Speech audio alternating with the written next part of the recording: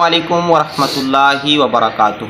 میں ہوں ذیشان مدنی۔ جیسا کہ آپ میرا یوٹیوب چینل دیکھ رہے ہیں تو آج جو ہم ویڈیو پیش کرنے جا رہے ہیں وہ ہیں کہ تراویح سے صغیرہ گناہ جو ہوتے ہیں وہ معاف ہوتے ہیں۔ تو آئے سنتے ہیں کہ اس کے متعلق حضور نبی کریم صلی اللہ تعالی علیہ وآلہ وسلم کا کیا ارشاد ہے۔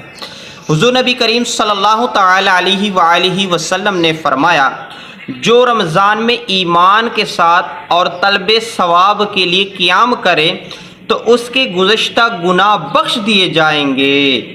مفسر شہیر حکیم الامت حضرت مفتی احمد یار خان نعیمی رحمۃ اللہ علیہ اس حدیث پاک کے تحت فرماتے ہیں، تراویح کی پابندی کی برکت سے سارے صغیرہ یعنی چھوٹے گناہ معاف ہو جائیں گے، کیونکہ گناہ کبیرہ یعنی بڑے گناہ توبہ سے اور حقوق العباد یعنی اللہ کی بارگاہ میں توبہ کے ساتھ حق والے کے معاف کرنے سے معاف ہوتے ہیں۔ فرمان مصطفیٰ صلی اللہ تعالی علیہ وآلہ وسلم ہے، بے شک اللہ تبارک و تعالی نے رمضان کے روزے تم پر فرض کیے اور میں نے تمہارے لیے رمضان کے قیام کو سنت قرار دیا، لہذا جو شخص رمضان میں روزے رکھے اور ایمان کے ساتھ اور حصول ثواب کی نیت سے قیام کرے یعنی تراویح پڑھے تو وہ اپنے گناہوں سے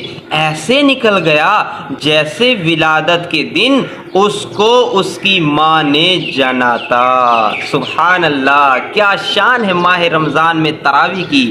کیوں نہ ہو کہ ہم بھی تراویح کو اپنائیں اور اس کے ساتھ ہمارے صغیرہ گناہ بھی معاف ہو سکتے، تو کیوں نہ ہو کہ ہم ماہ مقدس میں قیام کا بھی اپنا ایک معمول بنا لے اور اس کے ساتھ ساتھ نوافل کا بھی معمول بنا لے۔ اللہ پاک سے دعا ہے کہ ہمیں اس پر عمل کرنے کی توفیق عطا فرمائے۔